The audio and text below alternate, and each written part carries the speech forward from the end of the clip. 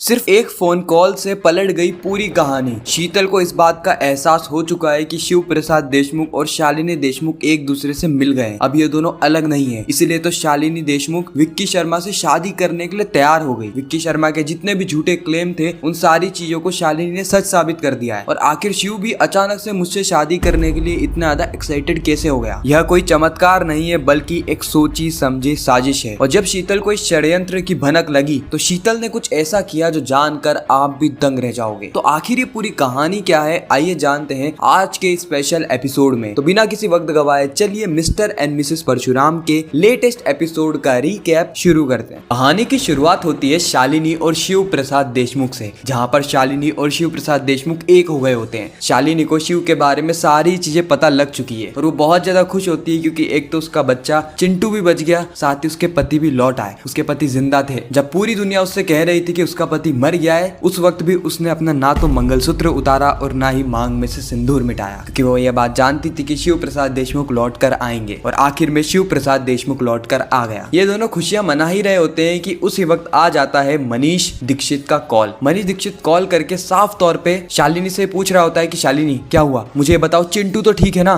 शालिनी कहती है कि हाँ हाँ काका, चिंटू ठीक है, उसकी किसी ने जान बचा ली। मनीष कहता है जान बचा ली? किसने जान बचाई है शालिनी? शालिनी कहती है कि है कोई जो कि चिंटू की मुझसे भी ज्यादा कद्र करता है कोई जो कि चिंटू की मुझसे भी ज्यादा परवाह करता है कोई जो कि हम सबकी रक्षा करता है। मनीष दीक्षित को समझ में नहीं आता कि यहाँ पर शालिनी क्या बात कर रही है। उसी वक्त शिव प्रसाद देशमुख शालिनी के पास जाने की कोशिश करता है, जिससे कि शालिनी शिव को कहती है कि शिव मुझसे दूर रहो। यहाँ पे शिव का नाम नहीं लेती है, जिससे कि मनीष दीक्षित को लगता है कि शालिनी किसी के साथ तो है। इसीलिए वह डायरेक्टली पूछ लेता है कि शालिनी मुझे ऐसा क्यों लग रहा है कि तुम्हारा पति तुम्हारे साथ है? शालिनी कहती है कि वह कैसे रहेंगे, वह तो मर चुके हैं ना। इतने में शिव प्रसाद देशमुख शालिनी के कॉल को लेता है और काट देता है। उसके बाद हमें शिव प्रसाद देशमुख और शालिनी के बीच में प्यारे प्यारे सीन देखने को मिलते हैं। कब से यह दोनों एक दूसरे से मिलने के लिए तड़प रहे थे। इन दोनों ने पता नहीं क्या कुछ सहा है, ना सिर्फ अपने परिवार की वजह से बल्कि पूरी दुनिया के मुंह से भी। इनका परिवार तो इन्हें गलत समझ ही रहा था, साथ ही पूरी की पूरी बिकाऊ मीडिया के चलते शालिनी का चरित्र, उसका नाम सब बदनाम हो गया था। लेकिन अब शालिनी को शिव मिल गए ना, उसके बाद शालिनी को कुछ भी नहीं चाहिए। शालिनी को ना ही किसी से बदला लेना है और कुछ भी नहीं करना। उसी वक्त शिव प्रसाद देशमुख कहता है कि नहीं नहीं शालिनी, बदला तो हम लेंगे और इन गुनहगारों को जेल की सलाखों के पीछे भी डलाएंगे। उसी वक्त शालिनी को मल्हार दीक्षित का कॉल आ रहा होता है। शालिनी कहती है कि मैं कॉल नहीं उठाऊंगी। उसी वक्त शिव कहता है कि नहीं नहीं नहीं शालिनी, तुम ये गलती बिल्कुल भी नहीं कर सकती, तुम्हें फोन उठाना चाहिए और मैं जो तुमसे कहूंगा वही चीज तुम स्पीकर पे रख के सब लोगों से कहना। उसके बाद शिव प्रसाद देशमुख अपना पूरा प्लान बताता है और कहता है कि अगर हमने ये प्लान एग्जीक्यूट कर लिया ना तो जितने भी गुनहगार हैं, जितने भी, उन सभी को जेल की सलाखों के पीछे भिजवा दिया जाएगा। उसके बाद शालिनी अपने डैडी का फोन उठाती है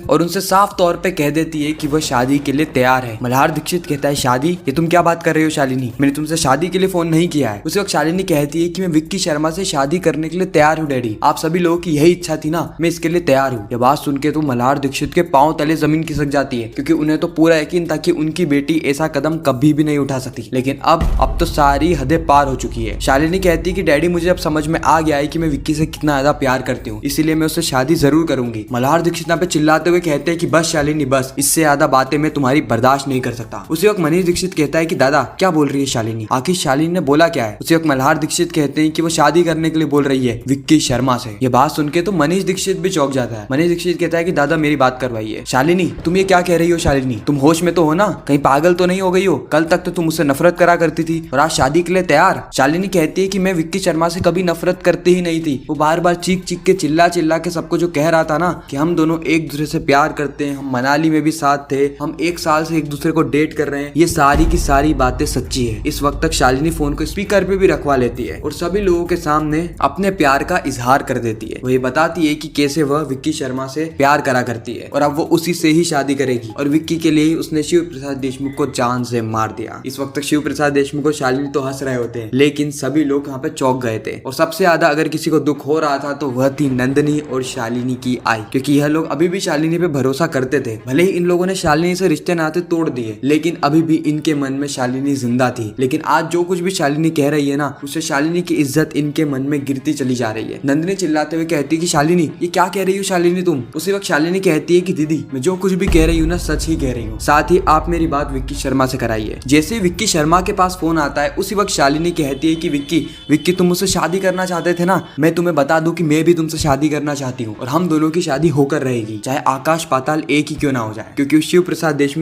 प्रसाद देशमुख से मुझे मिला ही क्या है, 2 वक्त का खाना। नहीं, मुझे ऐसी जिंदगी नहीं जीनी, मुझे तो आलीशान जिंदगी जीनी है, बड़े बड़े महलों में रहना है, अच्छा खाना खाना है। विक्की कहता है कि शालिनी तुम सच तो कह रही हो ना, ये कोई मजाक तो नहीं है। शालिनी कहती है कि तुम्हें क्या लगता है मैं मजाक कर रही हूँ? मैं बिल्कुल भी मजाक नहीं कर रही हूँ विक्की, और वैसे भी मनाली में हम दोनों साथ में तो थे ना, अब साथ में हम दोनों ने क्या किया, क्या ये बात मैं सभी को बता दूं? विक्की साफ इनकार कर देता है कि नहीं शालिनी, वो अपन बाद में बात करेंगे। इतना कहकर वो कॉल को काट देता है। हम शालिनी और शिव प्रसाद देशमुख को देखते हैं जो कि बहुत खुश होते हैं। अरे इतने खुश होते हैं कि हंस हंस के दोनों का पेड़ दुखने लग जाता है। लेकिन इस साइड विक्की शर्मा भी शर्मा के वहां से चला जाता है। मनीष दीक्षित को तो पूरी पिक्चर ही समझ में नहीं आ रही होती है, क्योंकि वह ये बात तो जानता है कि विक्की शर्मा और शालिनी देशमुख ये दोनों एक दूसरे से प्यार तो नहीं करते, और ना ये दोनों मनाली में साथ थे। अरे इन दोनों का तो कोई रिश्ता ही नहीं है। फिर भी शालिनी ये सारी बातें कर क्यों रही है? आखिर चल क्या रहा है शालिनी के दिमाग में? कहीं ऐसा तो नहीं ना कि वो पागल हो गई हो, या फिर 2 बच्चों का भार वो अकेले नहीं संभाल सकती, इसलिए वो विक्की शर्मा के साथ शादी करने के लिए तैयार हो गई। बिल्कुल भी समझ में नहीं आ रहा है कि यहाँ पर चल क्या रहा है। इस वक्त तक नम्रता वापस से शालिनी के आई को ताने सुनाने लगती है कि कैसी बेटी को जन्म दिया है उसने, कैसे उसके अंदर संस्कार भरे हैं। ये तो बहुत ज्यादा परवरिश की बात करती थी ना वहीनी, देख ली आपकी परवरिश कितनी घिनौनी है आपकी परवरिश। अरे ऐसी परवरिश तो कोई क्रिमिनल भी अपनी बेटी को नहीं देता होगा जैसी परवरिश आपने अपनी बेटी को दी है। मुझे तो बिल्कुल भी यकीन नहीं हो रहा है कि ये शालिनी है, ऐसी बात कर रही है। शालिनी की आई इस वक्त तक कूट के रोने लगती है, क्योंकि अब उनके पास कोई ऑप्शन भी तो नहीं बचा। वो शालिनी के बचाव में भी कुछ कह नहीं सकती, क्योंकि शालिनी ने खुद ने अपने मुंह से कहा है कि वह शादी करने के लिए तैयार है। इस तरफ हम देखते हैं कि शालिनी का पूरा ही परिवार इकट्ठा हो जाता है। शालिनी और शिव के साथ साथ उसके दोनों बच्चे भी आ जाते हैं। ये सभी लोग एक दूसरे से गले मिलते हैं और बस ऐसे ही लेट जाते हैं। इस वक्त तक शिव प्रसाद देशमुख मन ही मन में सोच रहा होता है कि इस परिवार के लिए मैंने कितनी मेहनत करी, अब ये परिवार फिर से एक हो चुका है, अब मैं इस परिवार को अलग नहीं होने दूंगा, बिल्कुल भी नहीं होने दूंगा, चाहे इसके लिए मुझे अपनी जान ही क्यों ना देनी पड़े या फिर किसी की जान ही क्यों ना लेनी पड़े। शिव प्रसाद देशमुख ने यह निर्णय ले लिया होता है कि अब वो परशुराम बनेगा